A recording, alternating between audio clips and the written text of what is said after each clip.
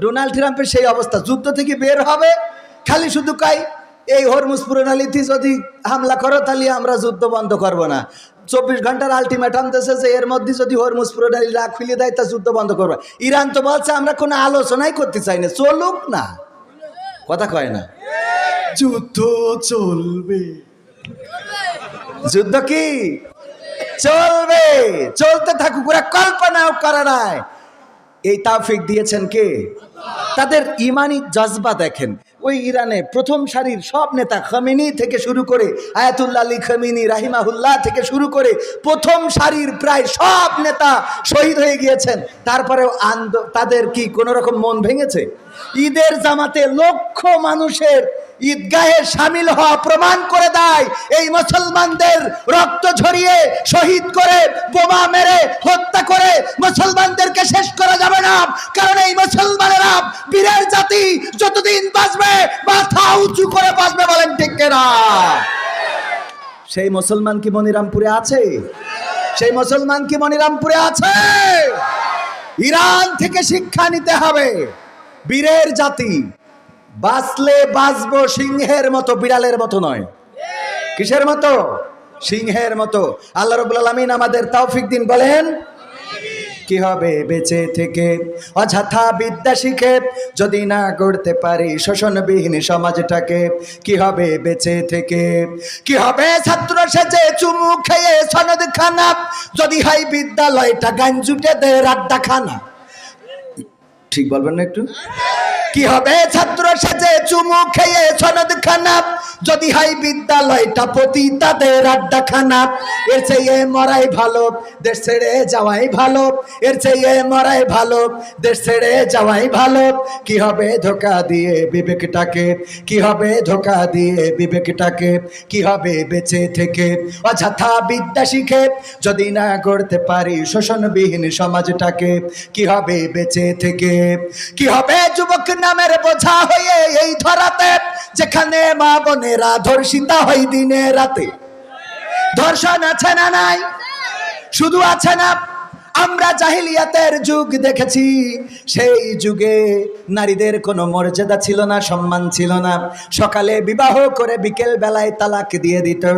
ভাই তার বোনকে বিবাহ করত, একজনে একাধিক বিয়ে করত, কোনো লিমিট ছিল না। যাকে ইচ্ছা তাকে বিয়ে করত, যাকে ইচ্ছা তাকে তালাক দিত। কন্যা সন্তান জন্মগ্রহণ করলে পা ধরে আছাড় দিয়ে মেরে ফেলতো, এমনকি জীবন্ত মাটির নিচে পুঁতে রাখত।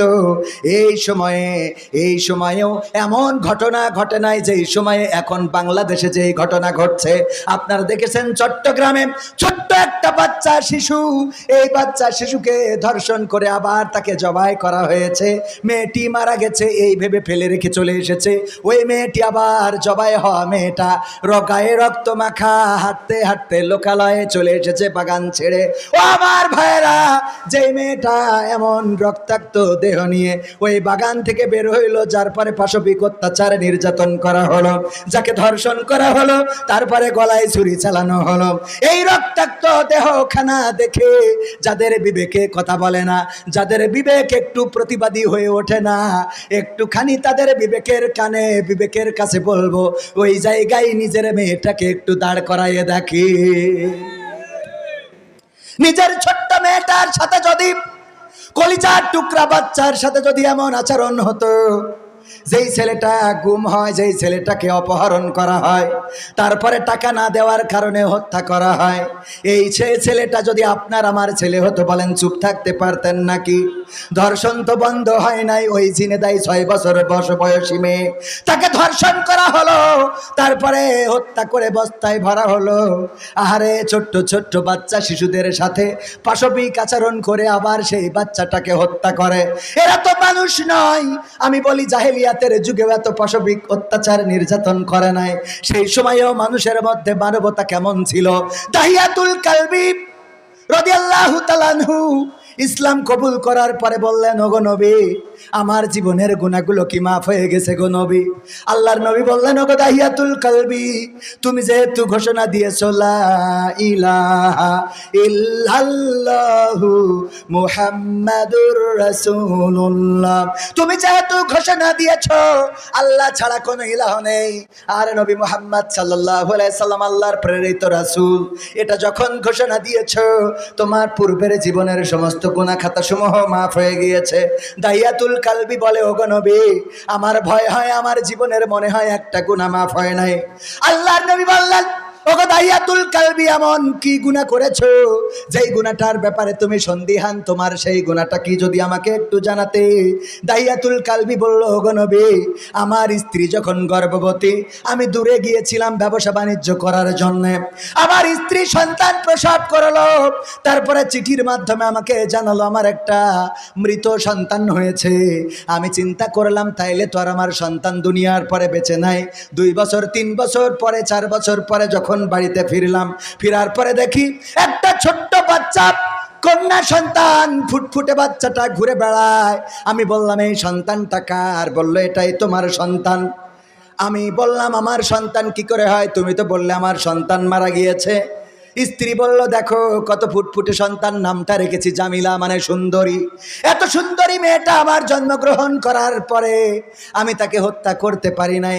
আমি জানি যদি তুমি জানো যে আমার কন্যা সন্তান হয়েছে, তাহলে মেরে ফেলার জন্য বাধ্য করবা, অথবা লোক পাঠিয়ে মেরে ফেলবা। এই কারণে আমি তোমার কাছে মিথ্যা বলেছিলাম। ওগো আমার স্বামী, এই সন্তানটা দেখো কত বড় হয়েছে, তোমারে আব্বা ডাকে, আমারে আম্মা ডাকে। এখন আমার মন বলে তুমি আর এই সন্তানকে হত্যা করতে পারবা না, তাই আমি তোমার কাছে মিথ্যা বলে সন্তানকে বাঁচার সুযোগ করে দিয়েছি আমার স্বামী। দাহিয়াতুল কালবি বললেন, ওগো নবী, আমি রাত্রে যখন শুয়ে রইলাম, আমার সন্তানটা একবার আম্মু বলে ওর মায়ের গলা জড়িয়ে ধরে, আর একবার আব্বু বলে আমার গলাটা জড়িয়ে ধরে। আমি রাত্রে চিন্তা করলাম, এই সন্তান যদি বেঁচে থাকে, মক্কায় আমার কোনো দাম থাকবে না। মক্কার মানুষ আমাকে বলবে কন্যা সন্তানের পিতা। মক্কাবাসী আমারে নিয়ে ট্রল করবে, আমারে উপহাস করবে। আমি এটা মানতে পারলাম না। রাতেই সিদ্ধান্ত নিলাম, এই সন্তানকে আর বাঁচায় রাখবো না, হত্যা করে ফেলবো। সকালবেলা স্ত্রীকে বললাম, ওগো আমার স্ত্রী, সন্তানকে গুছিয়ে দাও। স্ত্রী আমার সরল মনে সন্তানকে গুছিয়ে দিল। তারপরে সন্তানকে নিয়ে রওনা করলাম। আমার সন্তান আমার পিছন পিছন হাঁটে, মাঝে মাঝে মাঝে পাশ পড়ে যায়, পিছনে পড়ে যায়। আব্বু আব্বু আব্বু আব্বু বলে দৌড়ে এসে আমার আবার জড়িয়ে ধরে, আবার পিছনে পড়ে যায়, আবার আব্বু আব্বু বলে জড়িয়ে ধরে, আর বলে, বাবা কত দূরের আত্মীয় বাড়িতে আমাকে নিয়ে যান। আমি যখন আমার কাঙ্ক্ষিত লক্ষ্যে, কাঙ্ক্ষিত গন্তব্যে পৌঁছে গেলাম, সন্তানকে বললাম, যাও খেলাধুলা করো। আমি গর্ত খনন করা শুরু করলাম। আমি যখন গর্ত খনন করি, আমার দাড়িতে ওই মাটি লেগে যায়, বালু লেগে যায়। আমার সন্তান, আমার জামিলা আমার কাছে এসে বলে, বাবা তোমার দাড়িতে তো ধুলাবালি লেগে যায়, এত কষ্ট কেন করো গো বাবা? এত কষ্ট করার তো কোনো প্রয়োজন হয় না গো বাবা, এত কষ্ট কিসের জন্য করছো? আমার দাড়ির ধুলাবালুগুলো ছেড়ে দেয়, আবার খেলতে চলে যায়। আমার যখন গর্ত করা হয়ে গেল, আমি আমার সন্তানকে ডাক দিলাম, মাগো এদিকে আসো। যখন আমার কলেজার টুকরা সন্তান আসলো, ওগো নবী, আমার কাছে থাকা রশি দিয়ে হাত পা বাঁধা শুরু করলাম। আমার সন্তান কান্নাকাটি করা শুরু করে দিল, ওগো আব্বা, আমাকে কেন হাত পা বাঁধতেছো গো বাবা? কি অপরাধ করেছি এমন যে অপরাধের কারণে আমার হাত পা বেঁধে ফেলো গো বাবা? আমি আমার সন্তানের সেই কান্না শুনলাম না, হাত পা বাঁধা হয়ে গেল, গর্তের মধ্যে নিক্ষেপ করে দিলাম। গর্ত থেকে সন্তান চিৎকার করে বলে, বাবা গো। কতবার মাকে জিজ্ঞাসা করতাম, আমার বাবা কোথায়, কবে আসবে আমার বাবা, কবে আসবে আমার বাবা, বাবার স্নেহ ভালোবাসা কবে পাবো গো মা? আমার মা বলতো, খুব তাড়াতাড়ি তোমার বাবা বাড়ি আসবে। ও গো বাবা, তুমি বাড়িতে আসলে আমি বড্ড খুশি হয়েছিলাম, আমার বাবা এসেছে, আমার অভিভাবক এসেছে। কিন্তু তুমি আজরাইল হয়ে আমার বাড়িতে আসবা, এটা আমি ভাবতে পারি নাই গো বাবা। তুমি আমাকে বাঁচতে দাও, আমাকে মেরো না। ও গো বাবা, তোমাকে বাবা ডাকা যদি আমার অপরাধ হয়, আমি কখনো দুনিয়ার জামিনে তোমাকে বাবার পরিচয় দেব না। তবুও বাবা, আমাকে একটু বেঁচে থাকতে দাও।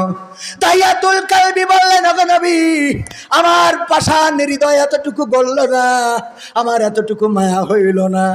আমি একটা পাথর নিলাম আর আমার মেয়ের বুক লক্ষ্য করে পাথরটা উপর থেকে নিক্ষেপ করে দিলাম।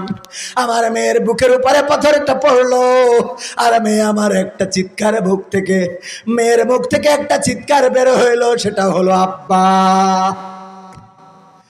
এখনো যখন আমি পথে চলি, হঠাৎ করে ওই আওয়াজটা শুনি আমার মেয়ে যেন বলছে আব্বা। হঠাৎ করে থমকে যায়, আমার মেয়ের আওয়াজটা শুনতে পাই গো নবী। আমার মেয়ে যেন বলছে আব্বা, ওগো আব্বা, কি এমন অপরাধ, কোন অপরাধের কারণে এত বড় পাথর আমার বুকের উপরে নিক্ষেপ করলে গো বাবা? দাহিয়াতুল কালবি বলেন, নবী গো, আমি যখন পাথরটা ছুঁড়েছিলাম, আমার মেয়ের বুকের উপরে পাথরটা পড়লো আর চারিদিকে ওই কূপের চারিদিকে রক্ত ফিনকি দিয়ে বের হয়ে গেল, কূপটা রক্তাক্ত হয়ে গেল। ওগো নবী, এখনো যখন ভাবি আমি নিজেকে সামলাইতে পারি না গো নবী। আমার মন বলে জীবনের সব গুনাহ মাফ হইতে পারে, কিন্তু আমার এই গুনাহটা মাফ হবে না গো নবী। আল্লাহর নবী সাল্লাল্লাহু আলাইহি সাল্লাম এই ঘটনা শুনছিলেন, আর কিতাবে এসেছে বিশ্ব নবীর চোখ থেকে অশ্রু বের হয়ে দাড়ি ভিজে ভিজে টপ টপ করে পড়ছিল। আল্লাহর নবী বললেন, ওগো দাহিয়াতুল কালবি, জাহেলি যুগে, আয়ামে জাহিলিয়াতের সময় তোমরা কতটা নিষ্ঠুর ছিলে, কতটা পাষাণ ছিলে, কতটা নির্দয় ছিলে। আল্লাহ রাব্বুল আলামিন দয়া করে তোমাদের জন্য নবী পাঠিয়েছেন আর তোমাদের জন্য কিতাব নাজিল করেছেন, তোমাদের পথের দিশা দিয়েছেন, তোমাদের মধ্যে নারীদের সম্মান দিয়েছেন আর তোমাদেরকে জান্নাতে যাওয়ার রাস্তা বলে দিয়েছেন। ও আমার ভাইয়েরা, সেই জাহিলিয়াতের যুগেও এমন কোনো ঘটনা ঘটে নাই যে ছোট্ট বাচ্চা শিশুকে ধর্ষণ করেছে, তারপরে তার গলায় ছুরি চালিয়েছে, অথবা গলা টিপে হত্যা করেছে, বাস্তাবন্দি করেছে, কিংবা লাশটা টুকরা টুকরা করেছে। আর আজকে আমরা এমন জামানায় পৌঁছে গিয়েছি যেই জামানায় এই ছোট্ট বাচ্চা শিশুটারে তার সাথে পাশবিক আচরণ করার পাশাপাশি আবার তাকে হত্যা করে ফেলি। বলেন দেখি, আমরা কি আইয়ামে জাহিলিয়াতের যুগের থেকে কি খারাপ না ভালো? খারাপ না ভালো? আহা, ওগো আমার ভাইরা, আমার মা বোনেরা, কলিজার টুকরা মায়েরা, আমার বোনেরাই আমার, ইসলাম কত সম্মান দিল বুঝলেন না? বুরখা পরেন, কত সুন্দর দেখা যায়, শুধুমাত্র চোখটা দেখে চেহারা ভালো না, তার প্রেমেও লিপ্ত হয়ে যায়। যেদিন চেহারা দেখে দেখি বলে আল্লাহ কি করলাম রে, এরকম আছে না নাই? শুধু চোখ থেকে প্রেমে পড়ে যায়। তোমার হরিণ টানা দুটা চোখ অনেক ভালো লাগে, ঠিক তো? অনেক ভালো লাগে তোমার চোখ, বোরখা পরলে কত সুন্দর দেখা যায়। আর এখন উঠিছে এটার কি বলে, প্লাজু নাকি প্লাজু? হ্যাঁ, আগে বলতো কি আলিগড়। সে আলিগড় ফিরাই এনেছে। এগুলো সুন্দর দেখা যায় না, যেই পোশাকগুলো পরছেন সুন্দর দেখা যায় না, বরং বুরখা পরে দেখেন, আপনাকে সম্মান করবে মানুষ, ইজ্জত করবে মানুষ। বলেন ঠিক না বেঠিক? আমার মা বোনেরা, আল্লাহ বললেন আল-ইয়াওমা নাখতিমু আলা আফওয়াহিহিম ওয়া তুকাল্লিমুনা, আল্লাহ বললেন ওয়াকরনা ফি বুয়ুতিকুন্না ওয়ালা তাবাররাজনা তাবাররুজাল জাহিলিয়াতিল উলা।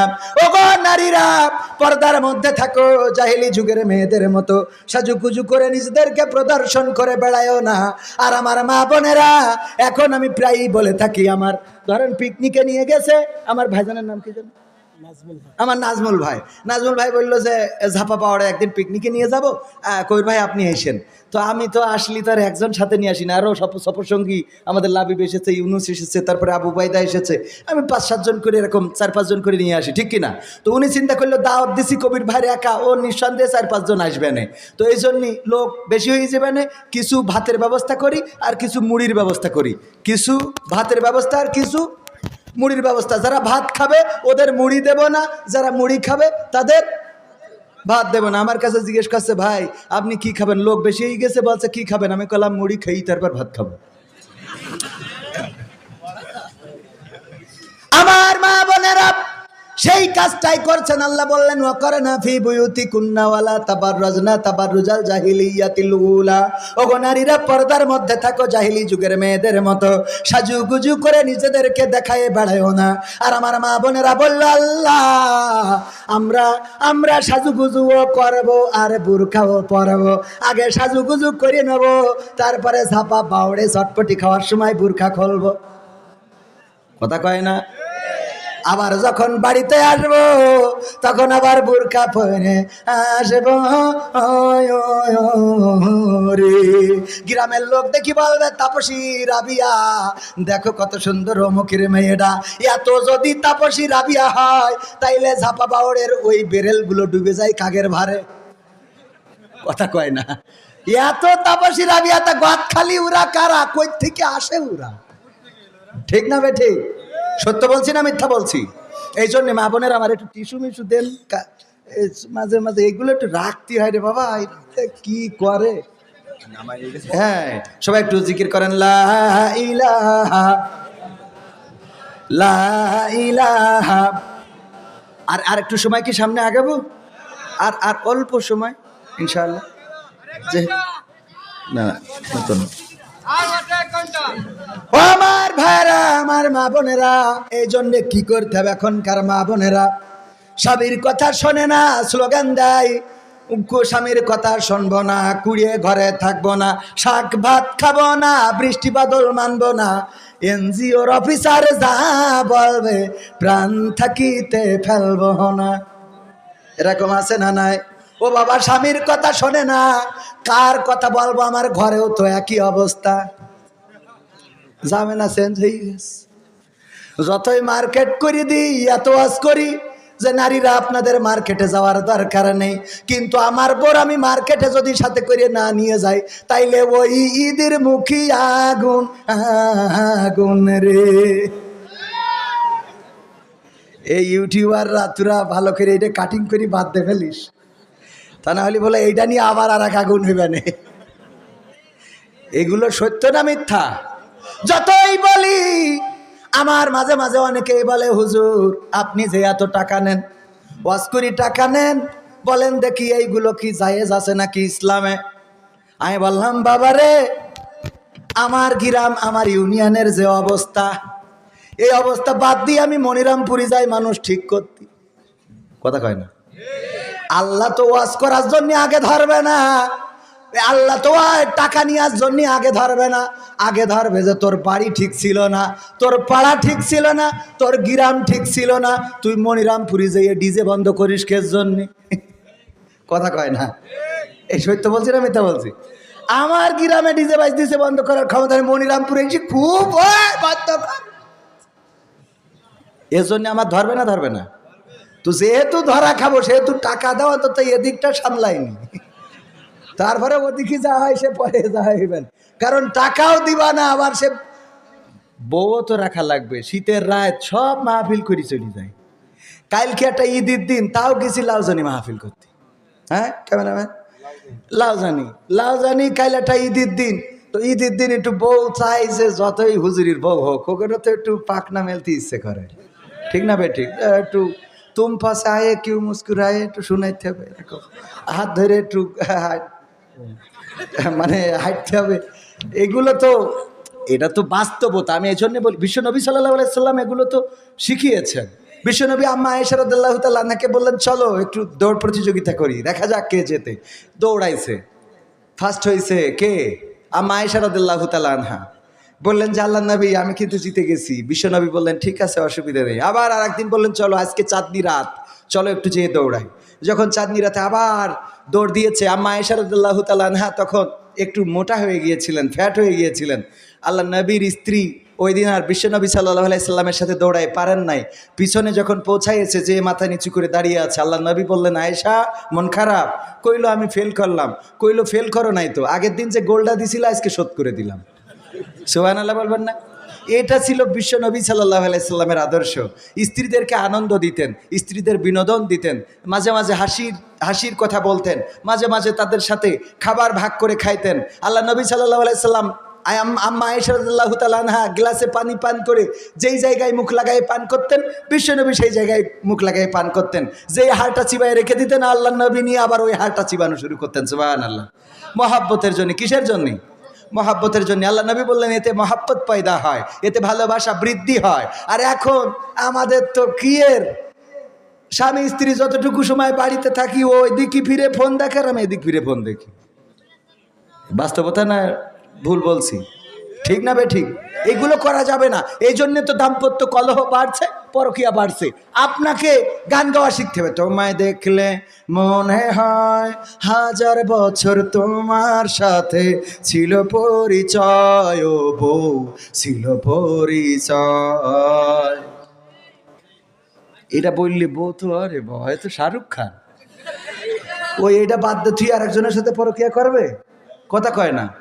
তুমি তো ভালো করেই কোনোদিন কথা বলো না, মাঝে মাঝে তো তারে দেখি বলবা তোমার চুলের দিকে তাকালে মনে হয় কপোতাক্ষের কেউটোগুলো মাথায়। প্রেমের আগে খুব বলতে পারে, তোমার চোখ দেখলে মনে হয় হরিণের টানা টানা চোখ, তুমি এসেছো বলে আকাশটা এত নীল, তুমি পাশে আছো বলে ঝাপা বাওড়ের ঢেউ এত সুন্দর। শয়তান পাশে আসবনি এতদিন ঢেউ উঠিনি। এগুলো পাম দেয় না? দেয় না। এবার বিয়ের পরে ওর বাদ দিয়ে আবার আর একজনের বোর পাম দেয়। এরকম আছে না? নাই? এবার দেখেছেন চা না চাইতেই মেঘ না চাইতেই বৃষ্টি। মাশাআল্লাহ, যে হাসি আল্লাহ কবুল করুন, বলেন আমিন। আল্লাহ যেন পানের অভাব না দেয় কোনোদিন, বলেন আমিন। আলহামদুলিল্লাহ। আমি আবার ওদের মাঝখানে চা খাওয়া হয় না, তো আমার ভাইজানদের দিই, আমার জন্য দিয়েছেন, আমি খুশি হয়েছি। নেন আলহামদুলিল্লাহ, সবাইকে দেন। তাহলে আর একটু সময় কি সামনে যাব? স্ত্রীদের সাথে কেমন আচরণ করতে হবে? রোমান্টিক পূর্ণ আচরণ করবেন। এটা বিশ্বনবীর সুন্নাহ, বলেন সুবহানাল্লাহ। এটা বিশ্বনবীর সুন্নাহ। আল্লাহ নবী সাল্লাল্লাহু আলাইহি সাল্লাম বলেছেন যে স্ত্রীদের শুকরিয়া করে না, সে আল্লাহর শুকরিয়া আদায় করে না। স্ত্রী আল্লাহ রাব্বুল আলামিন, সেদিনও পড়ছিলাম এই ইতিকাফে বসে, কোরআনের সূরা বাকারাই রয়েছে, স্ত্রীদের তোমাদের খেত স্বরূপ করে দিয়েছি, তোমরা যেভাবে ইচ্ছা তাদের মাঝে গমন করো, প্রবেশ করো। তো এই সুন্দর স্ত্রী পাইলেন, সেইগুলো বাদ দিয়ে আবার ওই মকসেদের বোর সাথে, ভাবি আপনার দেখলি না আমার পানি ঠিসে লাগে না, শয়তান পানি ঠিসে লাগে না। স্ত্রীকে মাঝে মাঝে দেখি কবেন, আমি মাঝে মাঝে আমার স্ত্রীকে বলি বেগুন রান্না করলি কই, যে তুমি বেগুন রানলেই মনে হয় হরিণীর গোশ রান্না করিস। হ্যাঁ, কারণ হরিণীর গোশ কেমনে রান্না করে এটা তো জানেই না, ওই বইলে থুয়ে দিয়ে আর কি। ভালো লাগে, স্বাদও লাগে, আলহামদুলিল্লাহ। তো এই জন্য এগুলো একটু বলবেন। ভালো ভালো কথা বললে, স্ত্রীর শুকরিয়া আদায় করলে কোনো অসুবিধা আছে? বরং সে নিজেকে দেখবেন আরও সেজে গুজে নিজেকে উপস্থাপন করবে। আমরা এগুলো করি না। আবার স্ত্রীদেরও দোষ আছে। ওর যতই আপনি বাইলা বাইলা শাইলা কিনে দেন, ওর ছোট ছোট জামা প্যান্ট কিনে দেন, ও পরবে যেদিন বন্ধুর দাওয়াতে যাবে সেদিন। ঠিক না বে ঠিক? লিপস্টিক কিনে নিতেছেন, ও পরবে যেদিন দাওয়াত খাতে যাবে ওই দিন। ও বাবা, তা তুই স্বামীর জন্য পড়িস না অন্যের স্বামীর জন্য পড়িস? কথা কয় না।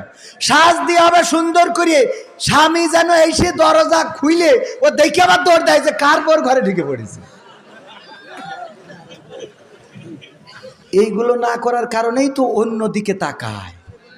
ওই সিনেমায় দেখে আর দেখে, আরে কথা কয় না। এইগুলো দরকার আছে না? নাই? এগুলো করবেন। স্ত্রীকে সুন্দর সুন্দর সুন্দর করে সাজাবেন। আর স্ত্রীরা, আমার নারীরাও, মা বোনেরাও একটু সুন্দর করে সাজবেন। নিজেরা ছোট ছোট জামা কাপড় যা আছে স্বামীর জন্য, যত আমির হামজা ভাই বলিছে নবীর সুন্নাহ, নবীর হাদিস, যত ছোট জামা কাপড় স্ত্রীরা স্বামীর সামনে পড়বে তত সুয়াব। তার মানে না পড়লে পুরো সুয়াব। আলহামদুলিল্লাহ। এটা তো স্বামী স্ত্রীর একজন আর একজনের পোশাক। কথা কয় না? এটা কি আমার কথা? তো এটা কি হাসির কথা? এজন্য যুবকরা বেশি টাঙ্কি মারি বেড়ায় না, ডাইরেক্ট বিয়ে করো। টাঙ্কি মারি লাভ নেই। আজকালকের ছেলেরা বই নিয়ে আর বসে না, ও বাবা গুগলে সার্চ করিয়া পড়ে। ওরে কালের মেয়েরা কোরআন হাদিস ধরে না, এখনকার মা বোনেরা কোরআন হাদিস পড়ে না, ও আল্লাহ টিকটকে ভিডিও ওরা করে। আজকালকের ছেলেরা বই নিয়ে আর বসে না, গুগলে সার্চ করিয়া পড়ে। আগের সময় প্রেম করিলে আমার মুরব্বীরা বলতো পাইছো কি, এখন বলে শখ করিয়া, বাবু তুমি খাইছো কি? বাবু তুমি কি খেয়েছ? পাখি না উড়িয়ে গে? আছে না নাই? আগের সময় প্রেম করিলে মুরব্বীরা বলতো পেয়েছ কি, এখন বলে শখ করিয়া, বাবু তুমি খেয়েছ কি? লজ্জা শরম নাই, আইলাম কোন জামানাই, লজ্জা শরম নাই, আইলাম কোন জামানাই, ভবিষ্যৎ দেখি অন্ধকারে। আজকালকের ছেলেরা বই নিয়ে আর বসে না, গুগলে সার্চ করিয়া পড়ে। নতুন করে হয়েছে চালু এখন আবার কন্টেন্ট, পরিচয় করাই দেখি এই আমার গার্লফ্রেন্ড। এরম যুবক আছে না নাই? পরিচয় করাই দেয় এটা আমার গার্লফ্রেন্ড। আবার আমার অনেক বোন আছে যারা বাড়িতে হঠাৎ করে বয়ফ্রেন্ড নিয়ে হাজির। মা বলে কে ছেলেটা তো চিনলাম না। কয় আম্মা তোমারে না কইছিলাম আমার একজনের সাথে রিলেশনশিপ হয়েছে, এইটা আমার বিএফ। কয় বিএফ কি? এইটা তো বুঝি না। কয় ওইটা হইলো শর্টকাটে বলে বয়ফ্রেন্ড, আমার এইটা বয়ফ্রেন্ড। ওরে আল্লাহ, মাও আবার খুব আদেল। আব্বা ভালো আছে? হ্যাঁ, তো আগে তো বললি না, আমি একটু মনিরামপুর থেকে একটা আপেল কিনে আনতো। ওরে মার কলা, ওর কলাই। আপনার বাড়ি তো আমাদের এলাকায় তো, হ্যাঁ তাহলে তো ঠিক আছে, কারণ জামাই তো নাটোরের, ওইদিকে হয়তো না থাকতে পারে। এরম আছে না নাই? মা খুব আদিল। আব্বা সেটা রুটি বানায় খাওয়ায় না, খাওয়া খাওয়া খাওয়া। আর খেয়ে যাই যুবক আওয়াজ যাই কয় যে আমার শাশুড়ি সেই। এরপরে বিয়ের সময় দেখো যে কি এইটার আবার মা আবার যেই পাত্র দেখতে যায় কয় আমার মেয়ে আর কইয়েন না, এত মানসির কাছে শুনি দেখেন পর্দা একেবারে খাঁটি পর্দা করে। তোর মেয়ে যে খাঁটি পর্দা করে তা তো সে সব জায়গা শেষ। কথা কয় না? আছে না নাই? ঘটে না ঘটে না? এইটা ঘটছে এই সমাজে। এইগুলো এই দুনিয়ায় হয়তো দেখি মনে করতে পারে হুজুরির এত জ্বালা কেন? আমার জ্বালা হলো আল্লাহ আমার দায়িত্ব দিয়েছে, ওমান আহসানু কওলাম মিম্মান দাআ ইলাল্লাহ ওয়া আমিলা সলিহা ওয়া ক্বালা ইন্নানি মিনাল মুসলিমিন। এরপরে আল্লাহ বলেছিল ওয়াল তাকুম মিনকুম উম্মাতুন ইয়াদউনা ইলাল খায়রি ওয়া ইয়ামুরুনা বিল মারুফ ওয়া ইয়ানহাউনা আনিল মুনকার। আল্লাহ রাব্বুল আলামিন বলেছেন কুনতুম খায়রা উম্মাতিন উখরিজাত লিন-নাস তা'মুরুনা বিল মারুফ ওয়া তানহাউনা আনিল মুনকার। আল্লাহ রাব্বুল আলামিন বলেছেন তার কথার চেয়ে ভালো কথা কেউ বলে না যে নিজে সৎ কাজ করে অপরকে সৎ কাজের জন্য আহ্বান করে, মুখে ঘোষণা করে আমি একজন মুসলমান। এরপরে কি বলেছেন? তোমাদের মধ্যে এমন এক দল থাকতেই হবে যারা সৎ কাজের আদেশ দেবে, অসৎ কাজে বাধা দেবে। আল্লাহ আরো বলেছেন যে তোমাদেরকে সর্বোত্তম উম্মত হিসাবে সৃষ্টি করা হয়েছে এই জন্য যে তোমরা সৎ কাজের আদেশ দেবে এবং অসৎ কাজে নিষেধ করবে। এগুলোর দরকার আছে না নাই? আমরা শেষ করে দিই। আর আর আর আর সময় 12টা বাজতে গেছে। প্রবাসী গজল আচ্ছা শোনাবো, আর প্রবাসী গজল শোনায় আমরা শেষের দিকে যাব। কিন্তু শেষের দিকে যাওয়ার আগে মা বোনদের জন্য আর একটু নসিহাত দরকার আছে না নাই? কারণ সমাজটা খুবই বেকায়দা অবস্থায়। এই সমাজের অবস্থা তো আমি বুঝতে পারতেছি, আমার ডানি বামে আছে না নাই? আমার এই সমাজেরই তো মানুষ, আমি আপনাদেরই তো সন্তান। এই সমাজকে ভালো করার জন্যে কোরআন এবং হাদিস ছাড়া বিকল্প। অনেকেই মনে করেন ইসলাম কায়েম হইলে মানুষকে মনে হয় ঢেকে ফেলবে, না, বরং ইসলাম কায়েম হইলে সম্মান নিয়ে নারীরা বেঁচে থাকবে। ধর্ষণ করলে তার শাস্তি কি? মাজা পর্যন্ত গেড়ে দাও, ইট পাথর মেরে নিক্ষেপ করে, ইট পাথর নিক্ষেপ করে তারা কি দুনিয়া থেকে বিদায় করে দাও, সঙ্গে সার করে দাও। এই কাজটা যদি করা হয়, এই মনিরামপুরে একটা করে দেখেন তো মনিরামপুরে ধর্ষণ বন্ধ হয় কিনা। চোরের হাত কেটে দেন এনতে। আমি কবির বিন সামাদ যদি চুরি করি হাতের কবজি কাটা থাকতো, এসে যদি বলতাম বাবারা চুরি করো না, আপনারা বলতেন হাতের কবজি কই, আমি বলতাম আখের মেশিনের মধ্যে চলে গেছে কেটে ফেলেছি। আপনারা বলতেন মালটা বলো ঝিগর গাছার চোর। ঠিক না বে ঠিক? অ্যাডভোকেট এনামুল হক সাহেব উনি যদি হাত কাটা অবস্থায় এসে বলতো ভাইয়েরা আমার, আপনারা বলতেন বুঝাই গে। ঠিক না বে ঠিক? এক কোরআনের আইন কায়েম করলে এটা বিএনপির জন্য উপকার, আওয়ামী লীগের জন্য উপকার, আর জামাতের জন্য উপকারের থেকে ক্ষতি বেশি। কারণ আমরা যারা জামাতের হুজুররা ওয়াজ করি বেড়াই, এইসব আইন কায়েম করলে আমাকে আর ওয়াজ খাবে না। কথা কয় না? তা ক্ষতি আছে না নাই? ইমাম সাহেবের বেশি চিল্লা ফাল্লা করা লাগবে? ইসলাম কায়েম হইলে হুজুরগের ওয়াজ বন্ধ। আমার তো আমি চিন্তা করলাম যদি এইবার ক্ষমতায় চলেই যেত তা তো আমার অনেক গানই সব বাতিল হয়ে যেত। কথা কয় না? বাতিল হয়ে যেত না? তোমাকে জাগতে হবে, তোমাকে থাকতে, কত গান আছে। হ্যাঁ, মুসলমান দ্বন্দ্ব করা চলবে না, দিন কায়েমের জন্য কত কথা তো চলেই যেহেতু গেছে, ও পুরো বইটাই বাতিল। পুরো বইটাই কি?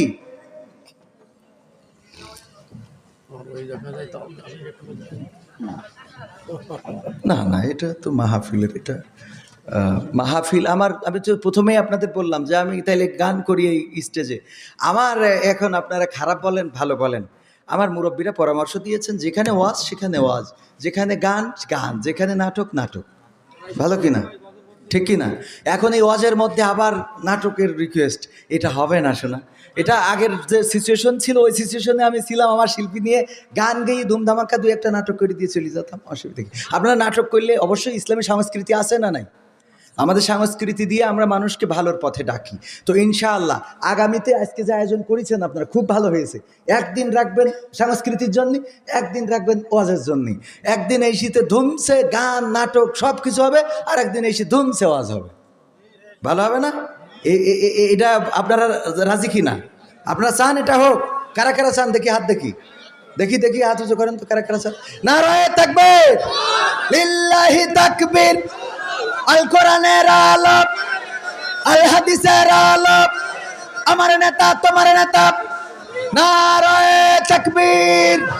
ও আমার ভাইয়েরা, আগামী বছর আল্লাহ রাব্বুল আলামিন যদি হায়াতে রাখেন, সুন্দর করে আরো সুন্দর করে এই অনুষ্ঠানটা করার জন্য আমার ওবায়দুল্লাহ ভাইকে বলবো, আল্লাহ রাব্বুল আলামিন যদি তৌফিক দেন আরো সুন্দর করে এই অনুষ্ঠানটা করা যাবে।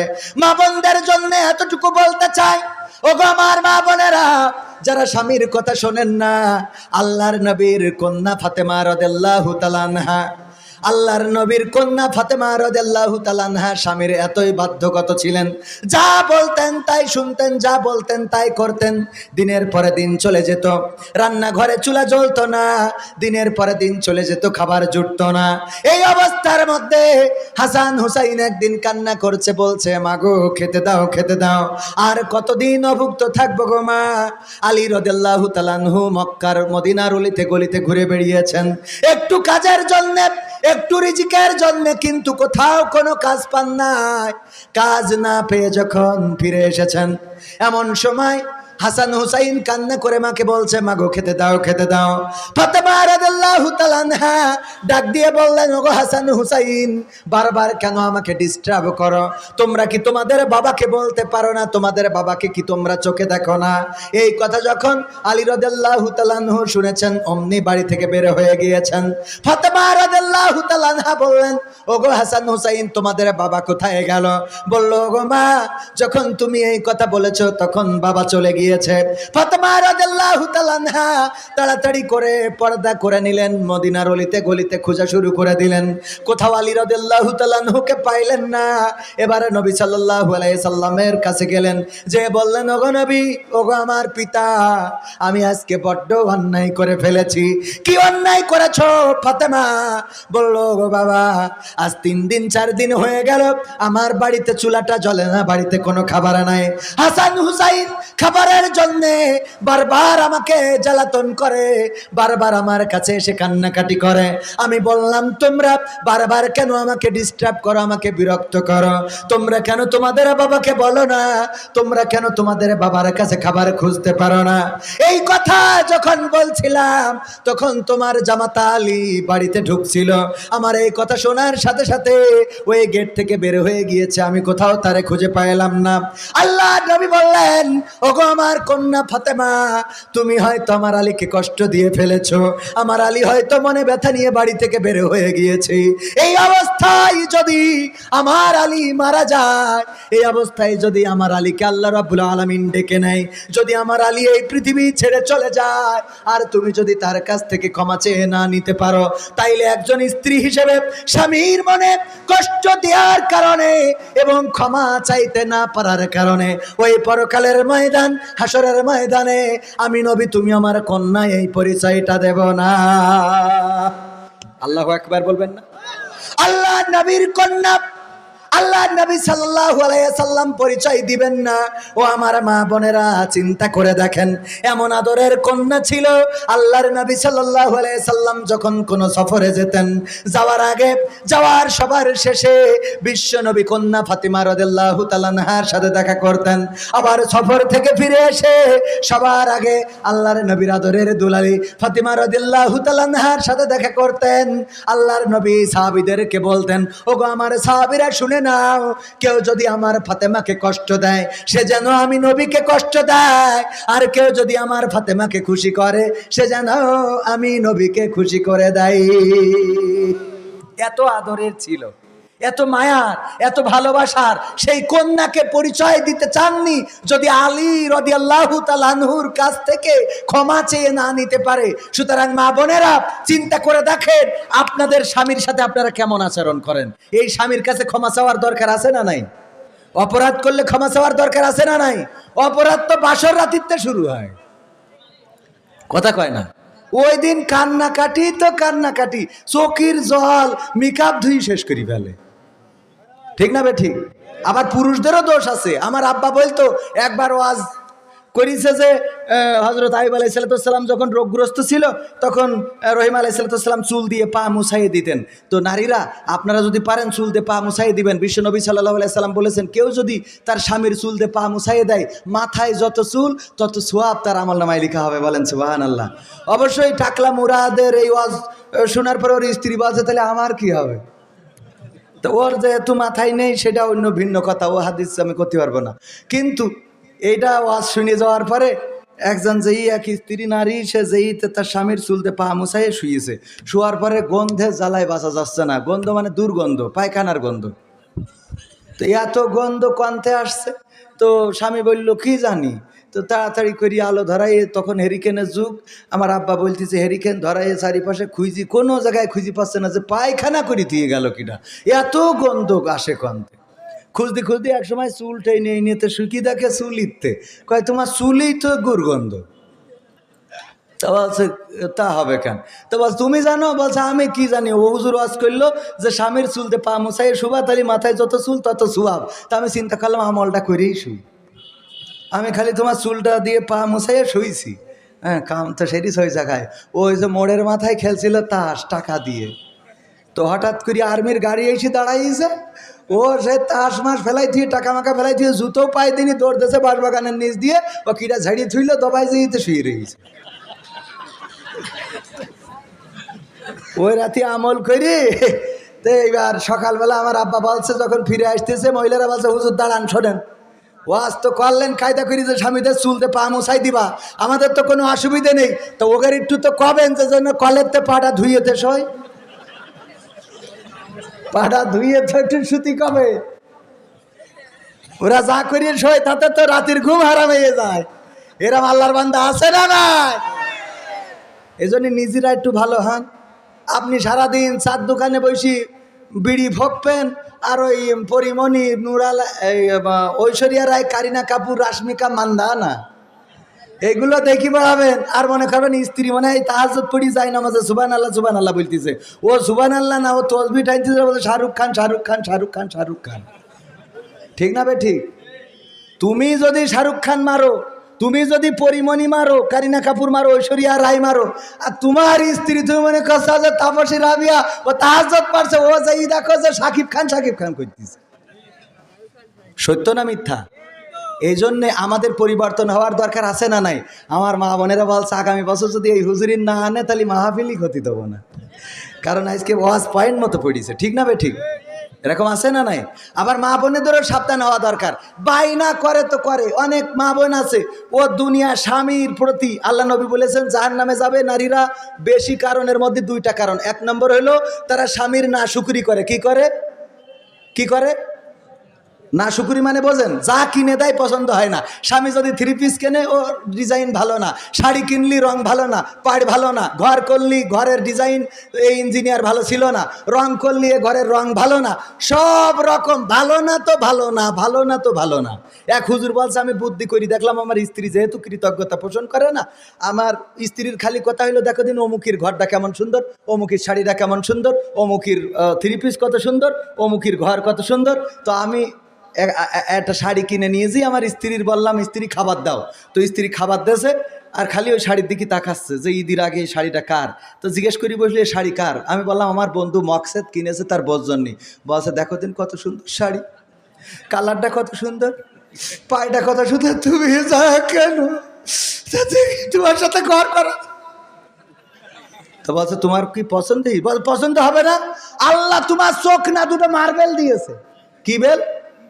মার্বেল। তুমি যা কিনে আনো তা কি পরা যায়? মানুষের সামনে যাওয়া যায়? দেখো দিন মকসেদ কত সুন্দর, তার বলছেন। তো বলছে যে তোমার যদি পছন্দ হয় তুমি নেও, মকসেদ তো আমার বন্ধু, আমি ওর লাইন করি নুবা নেও। আমার কইছিল যে শাড়িটা যেন ওদের বাড়ি পৌঁছে দিই, তা তুমি নাও, সে আমি এক ব্যবস্থা করবো না। তো শাড়ি নিয়ে খুব খুশি। হুজুর রাত্রি শোয়ার সময় বলছে, স্ত্রী তোমার শাড়িটা কি পছন্দ হয়েছে? বলছে পছন্দ হবে না কেন, এই জীবনে একটা জিনিস তাও তুমি পছন্দ করে কিনলেও হয়তো না, যেহেতু মকসেদ কিনেছে, এটার কালার ভালো, রং ভালো, এই ভালো তাই ভালো, ডিজাইন ভালো, সব ভালো। তো বলছে সত্যিই পছন্দ? বলছে সত্যিই পছন্দ হয়েছে, আমি খুব খুশি। তো বলছে স্ত্রী বলা যায় না, মালাকুল মউত কখনকার নিয়ে যাবে, কুল্লু নাফসিন যায়িকাতুল মাউত, প্রত্যেক মানুষ মরণশীল, যে কোনো সময় তার ডাক পড়ে যাবে, চলে যেতে হবে, মৃত্যুর স্বাদ নিতে হবে। তো এই রাত্রে ঘুমালি আমি তো মরেও যেতে পারি, আমার মনের কথাটা না বলে আমি মরতে চাই না। তা তোমার আমি বলতেছি শোনো, এই শাড়িটা আসলে আমি চয়েস করি তোমার জন্য কিনেছি।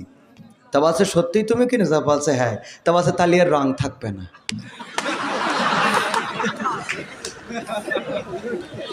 তাহলে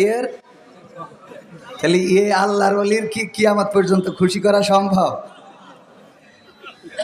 এই হলো এক নম্বর কারণ। কয় নম্বর কারণ? যে স্বামীর না শুকরি করে, ও যা করিছে।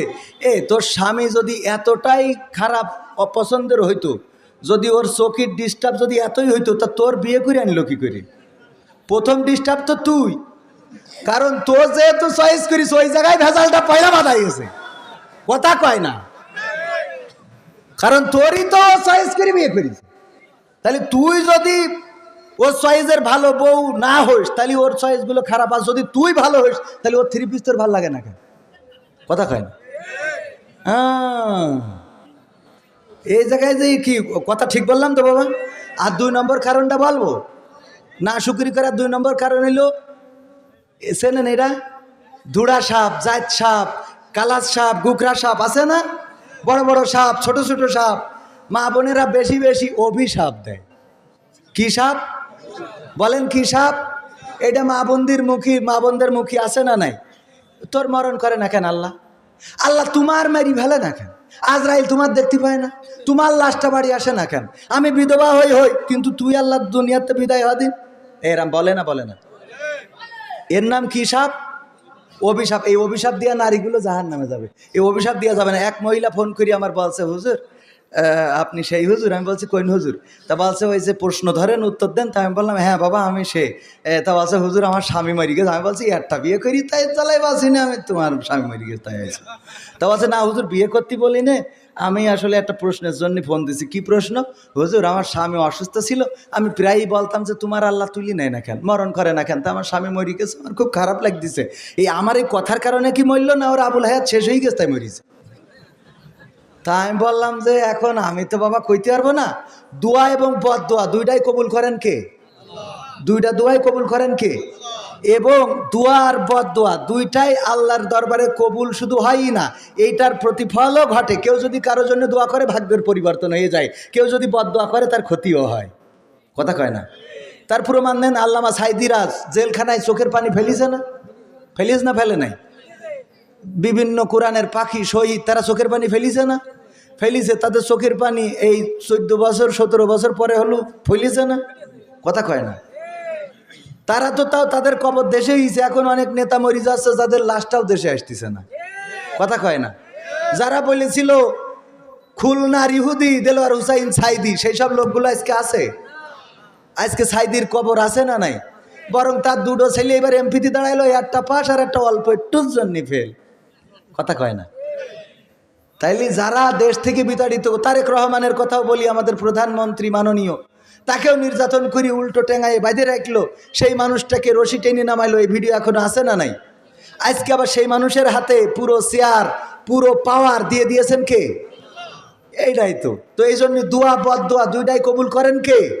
আল্লাহ রাব্বুল আলামিন কবুল করেন। তো আমি বললাম, মা আমি আসলে বলতে পারবো না যে আপনার দোয়া কবুল হয়েছে না হয় নাই, কারণ আল্লাহর সাথে তো আমার এরকম আন্ডারস্ট্যান্ডিং এখনো হয়ে ওঠে নাই, আমি ওরকম তাকওয়াবান আল্লাহওয়ালা না। তবে এতটুকু বলতে পারি, বিশ্বনবী বলেছেন যে বেশি বেশি অভিশাপ দেয় সেই নারী জাহান্নামে যায়। তো আপনি মনে হয় কিছুটা হইলেও জাহান্নামে একটা জায়গা করে নিয়েছেন। নাউজুবিল্লাহ বলছে সুবহানাল্লাহ। এরম একটা বিপদের সময় এই কথা করলি হয় শোনা, বলবেন নাউজুবিল্লাহ কি কোয়ানে যাব, মানে কোয়ানে কি বলতে হয়, এ তো আইডি কার্ডের মতো করলি হবে না। আইডিতে নাম লিখতে এসে নাম বলিয়েছে, ওমা আইডিতে এসে দেখে যে নাম লিখেছ কি, ওর নাম বলিয়েছে যে আমার নাম নজিবুল্লাহ, আইডিতে এসে নাউজুবিল্লাহ। তো এরম বলা যাবে না। কোন জায়গায় কি এগুলো পড়া শেখার দরকার আছে না নাই? আমরা বিপদে পড়লে পড়বো ইন্না লিল্লাহ, কালকে কিছু করব, আগামীতে কিছু করব, কি বলবো? ইনশা আল্লাহ। যদি বলি ভাই ভালো আছেন, অনেকেই বলে ইনশাল্লাহ ভালো আছি। এটা কি ইনশাল্লাহ হবে না আলহামদুলিল্লাহ হবে? তা ভালো থাকার জায়গায় বলতে হবে আলহামদুলিল্লাহ। আপনি যদি ভালো কিছু দেখেন, পাখি, গাছ, সুন্দর চেহারা, কি বলবেন? মাশা আল্লাহ, সুবাহান আল্লাহ, আল্লাহ অনেক পবিত্র, মাশা আল্লাহ বলবেন। এরপরে আপনি দুশ্চিন্তাগ্রস্ত হইলে তো ইন্নালিল্লাহ পড়বেন। এই জাতীয় এইগুলো আপনারা মাথায় রাখবেন, এগুলো শিখবেন। মাঝে মাঝে এই ছোট ছোট কাজগুলো শেখার দরকার আছে না নাই? আমার বাংলাদেশের প্রবাসীদের গল্প বলি শোনো, আমার মনিরামপুরের প্রবাসীদের গল্প বলি শোনো। এ গল্প তো কল্পনা নয়, তোমরা কি তা জানো? ও ভাই, এ গল্প তো কল্পনা নয়, তোমরা কি তা জানো? আমার যশোর জেলার প্রবাসীদের গল্প বলি শোনো। পল্লী গায়ের দুরন্ত ছেলে, বাপে ডাকে খোকা, হঠাৎ করে ঢুকলো মাথায় বিদেশ যাওয়ার পোকা। রোগে শোকে ক্লান্ত পিতা, খাটার নাই উপায়, বেকার ছেলের এমন কথায় বাবাও দিল সাই। ক্ষেতের জমি হালের গরু বিক্রয় করে দিয়ে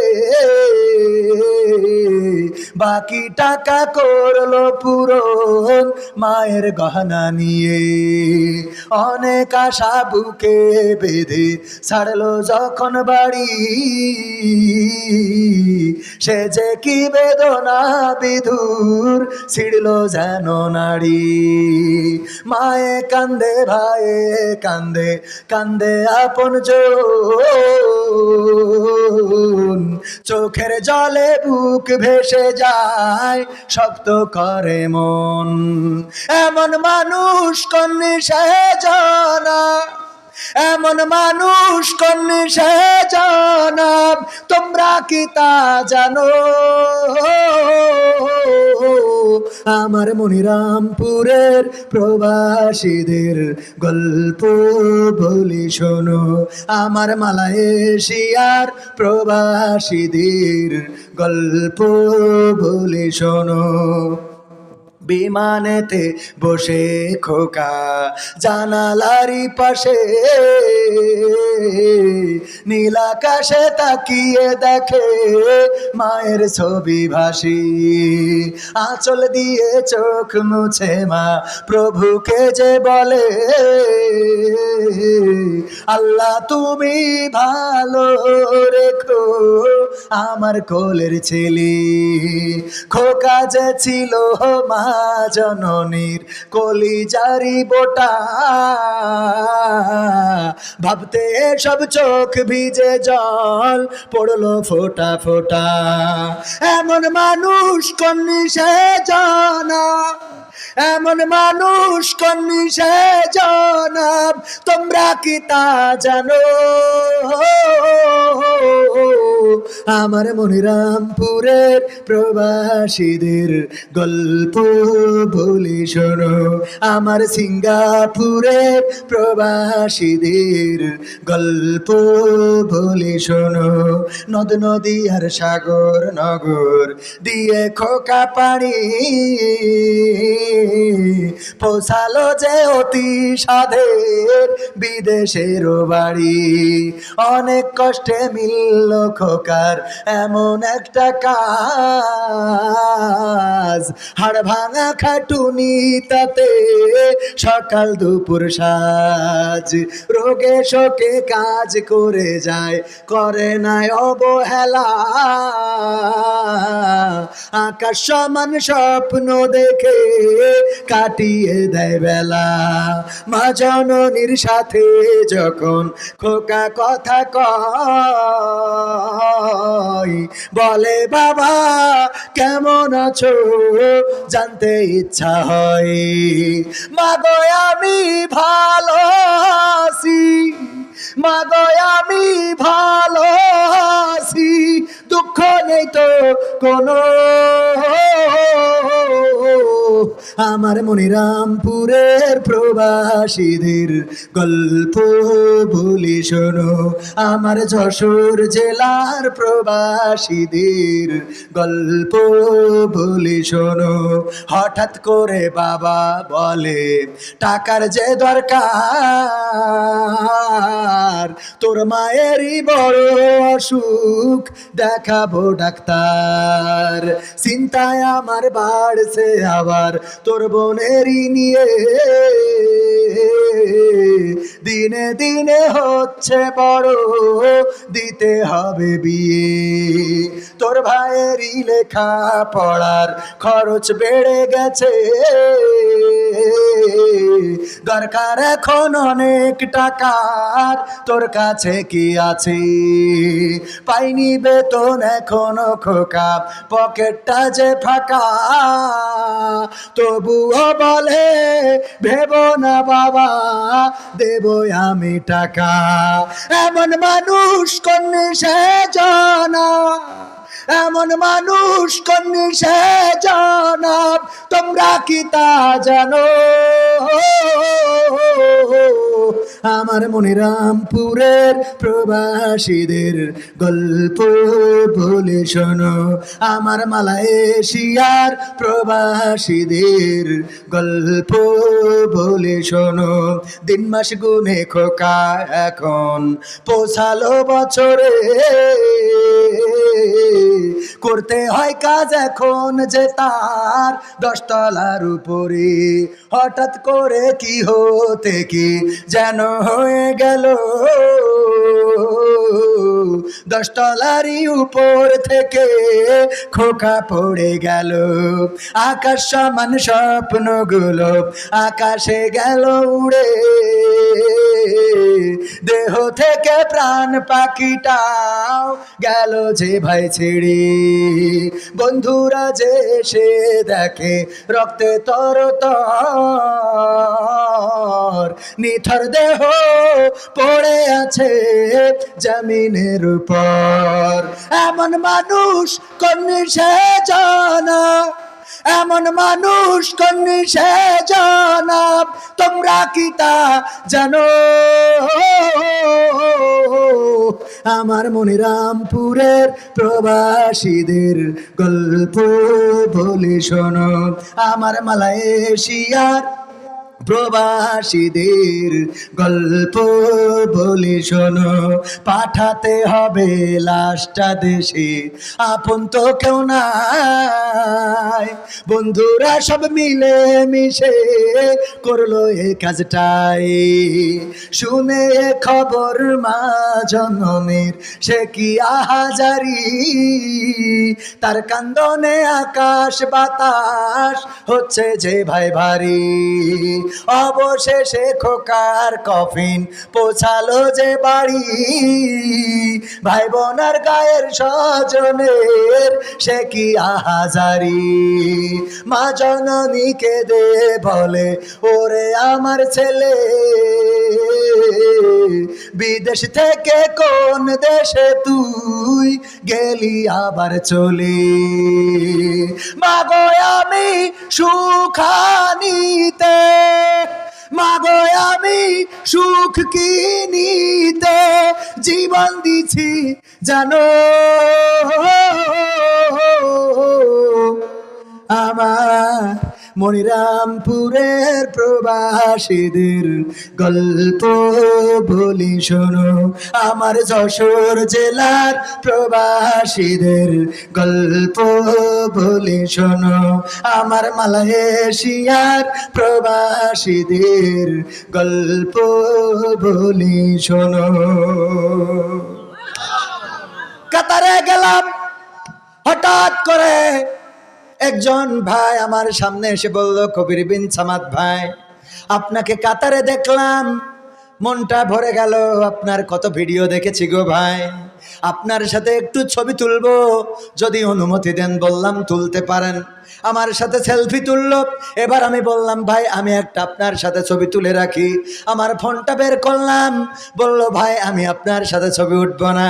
আমি বললাম কেন? বলল আমি আপনার সাথে স্মৃতিটা রেখে দিলাম যে আপনার সাথে আমার দেখা হয়েছে, আপনি যদি আমার সাথে ছবি তোলেন আর সেই ছবিটা যদি ফেসবুকে ছেড়ে দেন, আমার পরিবার আমাকে দেখে ফেলতে পারে, আমার সন্তানেরা দেখে ফেলতে পারে, আমার মা দেখে ফেলতে পারে, আমার আপনজনেরা, আমার গ্রামের মানুষগুলো দেখে ফেলতে পারে। ও গো কবির বিন সামাদ ভাই, দেখেন আমি যে পোশাকে আছি, বলেন দেখি এই পোশাকে দেখার পরে আমার মা বাবা, আমার সন্তান, আমার স্ত্রীরা কতটা কষ্ট পাবে। পায়ের জুতাটা ছেঁড়া, পরনের প্যান্টটাও ছেঁড়া, গায়ের শার্টটাও ছেঁড়া। যেই ছেঁড়া জুতা পায়, ওই ছেঁড়া জুতা আমার দেশের ফকিরেও পায়ে দেয় না। যেই ছেঁড়া প্যান্টটা পরা, ওই ছেঁড়া প্যান্টটা আমার দেশের ফকিরেরাও পরে না। যেই ছেঁড়া জামাটা গায়ে দেয়, ওই ছেঁড়া জামা গায়ে, ওই ছেঁড়া জামাটা আমার দেশের গরিবেরাও পরে না। এমন ছেঁড়া প্যান্ট, এমন ছেঁড়া জামা আর ছেঁড়া জুতা পরে তারা ওই প্রবাসে কষ্ট করে, মাসে মাসে তারা বেতন পেয়ে পরিবারের জন্য পাঠায়। ঈদের দিনেও কত প্রবাসী কষ্ট করে, পরিশ্রম করে, কাজ করে, আর মা বোনদের জন্য কাপড়ের ব্যবস্থা করে দেয়, ঈদের হাদিয়ার ব্যবস্থা করে দেয়, ঈদের সালামির ব্যবস্থা করে দেয়, সন্তানের নতুন জামার ব্যবস্থা করে দেয়, স্ত্রীর নতুন পোশাকের ব্যবস্থা করে দেয়, শ্বশুর শাশুড়ির কাপড়ের ব্যবস্থা করে দেয়। আর ঈদের দিনে ওই প্রবাসী কাজে চলে যায়। যখন সন্তান ফোন দিয়ে বলে বাবা কেমন আছো, তোমার ঈদটা কি হয়েছে গো বাবা, বাবা ফোনে আনন্দ করে আর হেসে বলে বারে তোদের ঈদ হয়ে গেলে আমার ঈদের আনন্দ। তো মাকে যখন বলে বা নতুন শাড়ি কি তুমি পরেছো গো মা, মা যখন বলে ভিডিও কলে দেখে না, বলে বাবা মা এখন ভিডিও কলে দেখা যাবে না, ফোনেই শুনি নতুন জামা কি নতুন শাড়ি কি কিনেছো গো মা, মা যখন বলে বাবা নতুন শাড়ি কিনেছি, সন্তানের কলিজাটা ভরে যায়। কিন্তু এই সন্তান ওই প্রবাসে নিজের পরিশ্রম করে, নিজের মেধা দিয়ে, কষ্ট দিয়ে আমার দেশে রেমিটেন্স পাঠায়, আর সেই রেমিটেন্সের টাকা অনেক নারীরা অপব্যবহার করে, আছে না নাই? অনেক নারীরা আছে সেই টাকা অপচয় করে, অন্য পুরুষের পিছনে খরচ করে, ওই টাকা ভিন্ন খাতে ব্যবহার করে, আর ওই স্বামী বছরের পর বছর এইভাবে কষ্ট করে। অনেক মাও আছে, বাবাও আছে যারা সন্তানের টাকার গুরুত্ব দেয় না, সন্তানের টাকার মহব্বত করে না, কদর করে না, সন্তানের টাকাটার যত্ন নেয় না, সন্তানের টাকাটা ইচ্ছা মতো খরচ করে। 10 বছর, 5 বছর, 15 বছর পরে সন্তান বাড়িতে আসে শূন্য হাতে, আবার অনেকেই লাশ হয়ে এই বাড়িতে ফেরে, এই দেশে ফেরে, তার সম্পদ বলে কিছু থাকে না। ও আমার দেশবাসী, ওই প্রবাসীদের সাথে এমন অন্যায় করবেন না যে এই প্রবাসীরা নিজেরা ছেঁড়া জুতা পায়ে দিয়ে সন্তানকে ব্র্যান্ডের জুতা পায়ে দেয়, যে প্রবাসীরা নিজে ছেঁড়া জামা গায়ে দিয়ে স্ত্রীকে নতুন জামা পরায়, যে প্রবাসীরা নিজের পরনে ছেঁড়া প্যান্ট রেখে বা মা বাবার জন্য নতুন কাপড়ের ব্যবস্থা করে দেয়, ওই প্রবাসীর সাথে খারাপ আচরণ করবেন না। দুনিয়া দুনিয়ার জমিনেও আল্লাহ সহ্য করবে না, আর আখেরাতে হিসাব আছে না নাই? করা যাবে এগুলো?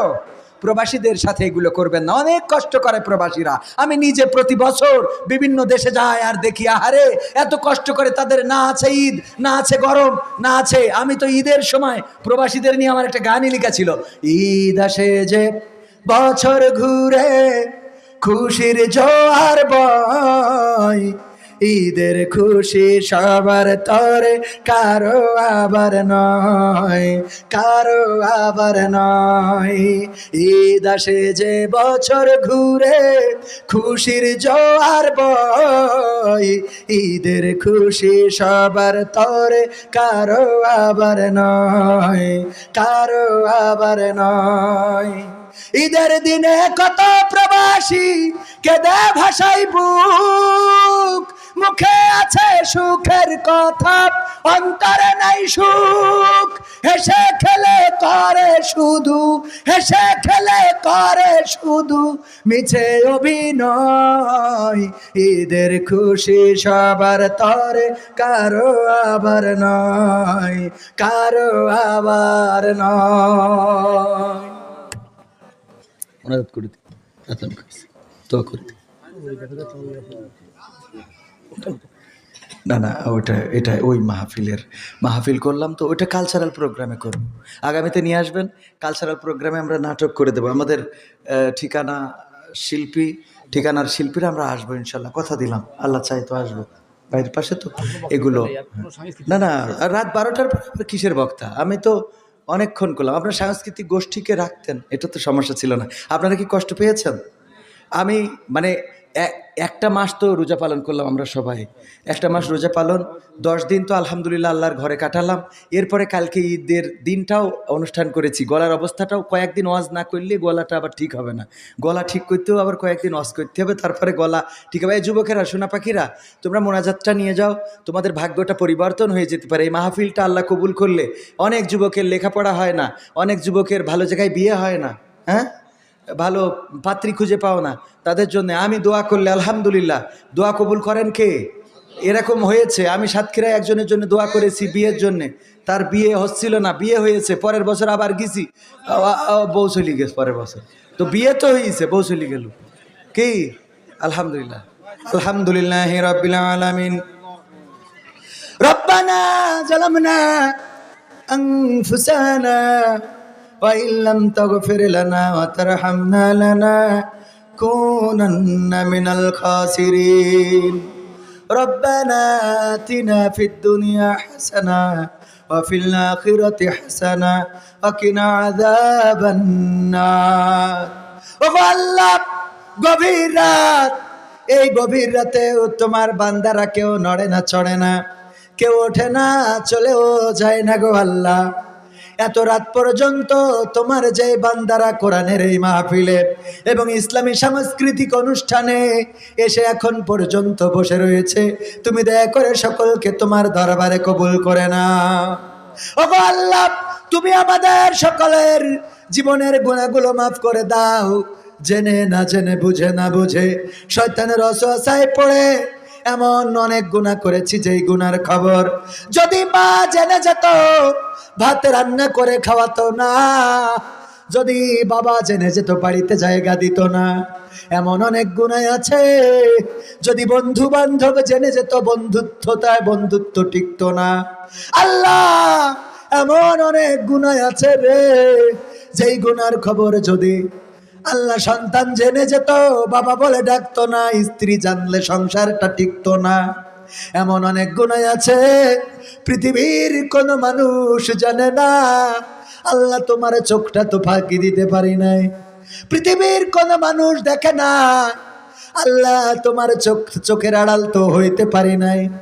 আল্লাহ, যে গুনাহগুলো পৃথিবীর মানুষ জানে না, ওই গুনাহগুলো তুমি আমাদের আবার পরকালের ময়দানে হাতে ধরিয়ে দিও না। ওই গুনাহগুলো প্রকাশ করে দিও না, ওই গুনাহগুলো প্রকাশ করে আমাদের বেইজ্জতি করে দিও না গো আল্লাহ। ও গো আল্লাহ, তুমি তোমার গফুর গফফার নামের ওসিলায় আমাদের জীবনের সকল গুনাহগুলো মাফ করে দাও, গুনাহগুলো জাহান্নামের আগুনে পুড়ায় ছারখার করে দাও। আল্লাহ তোমার কাছে হাত তুললেই মনে পড়ে যায় জনম দুঃখিনী মায়ের কথা। আল্লাহ যাদের মা জননী বেঁচে নাই, মা ছাড়া রোজা, মা ছাড়া ঈদ কত কষ্টের যারা পার করেছে তারা জানে। আল্লাহ রোজার মাস চলে গেল, কত মানুষের মা নাই, সেহরির সময় ডেকে সেহরিটা খাওয়ায় নাই। কত মানুষের মা নাই, ইফতারিটা তৈরি করে সন্তানের জন্য নিয়ে বসে থাকে নাই।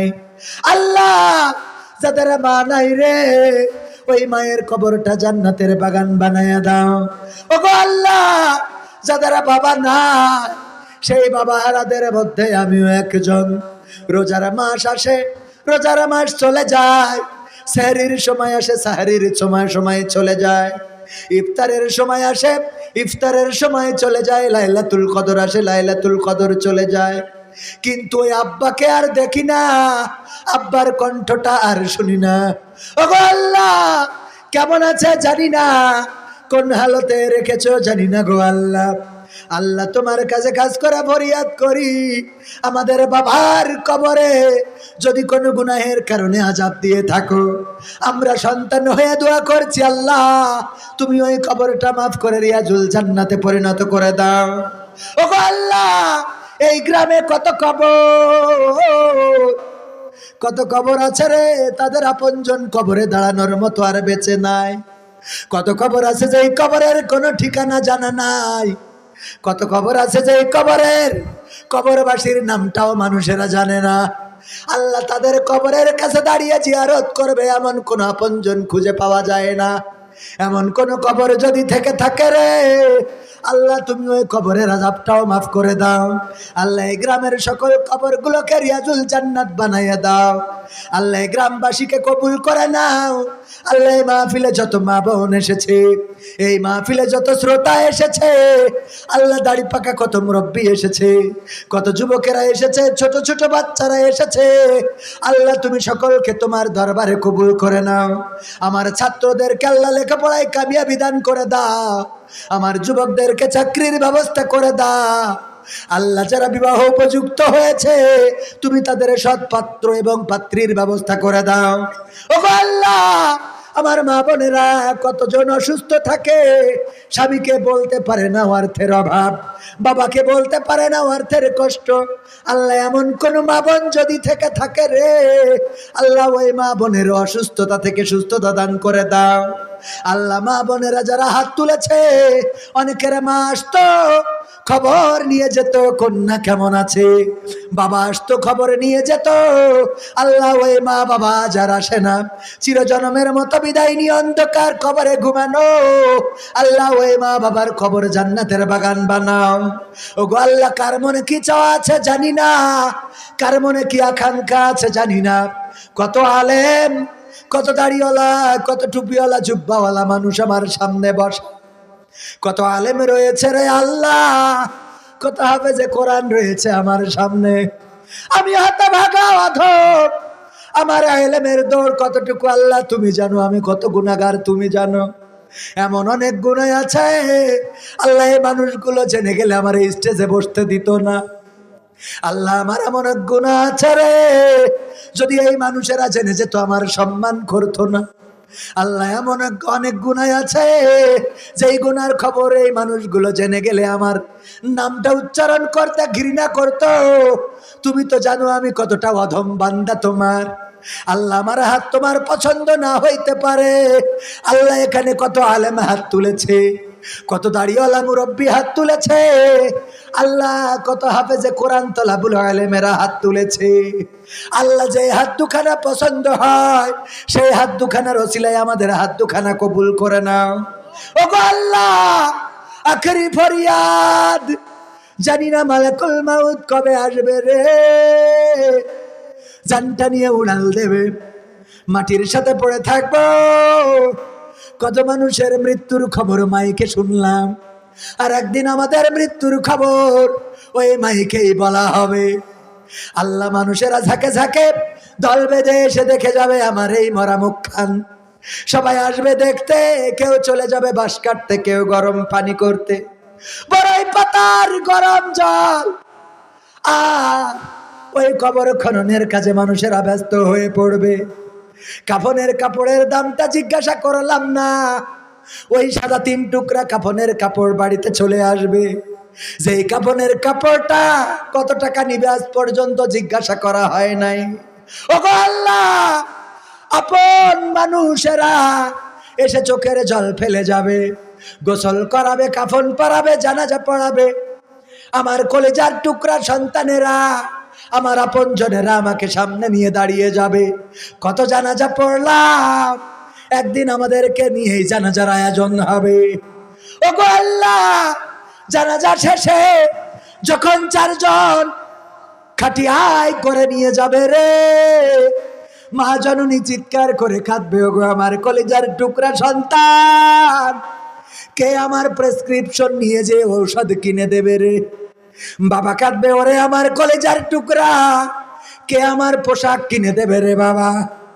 স্ত্রী কাঁদবে, ওগো স্বামী, এমন তো কথা ছিল না, আজকে কেন আগেই চলে যাও আমাকে ফেলে রেখে।